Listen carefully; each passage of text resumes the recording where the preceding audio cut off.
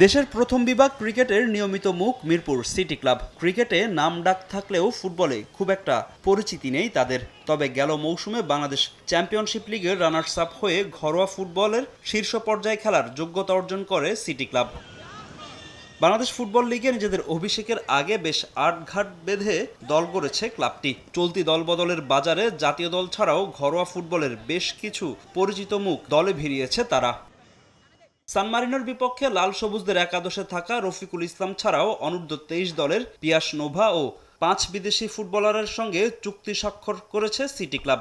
আছে অভিজ্ঞ coaching panel. Foreign player 5 জন আমি এনশিওর করেছি, গাম্বিয়ার 2 জন, একজন নাইজেরিয়ান, একজন নেপাল এবং একজন পাকিস্তান।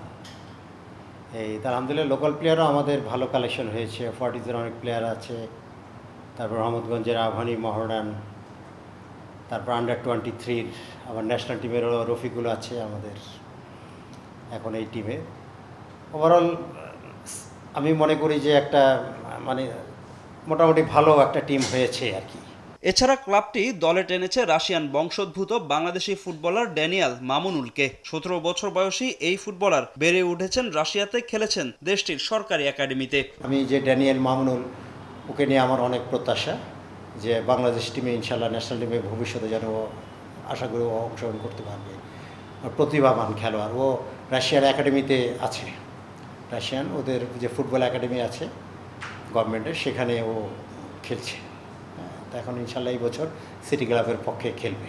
প্রথমবার বাংলাদেশ ফুটবল লিগ খেলতে যাওয়া সিটি ক্লাবের লক্ষ্যটা খুব একটা বড় না। বাস্তবতা মেনে নিয়েই দল গড়েছে ক্লাবটি। অনেক ক্লাবই আসে এভাবে খেলে, মানে দেখা গেলো যে আসলো, আবার পরের বছরই দেখা গেলো রেলিগেটেড হয়ে গেল।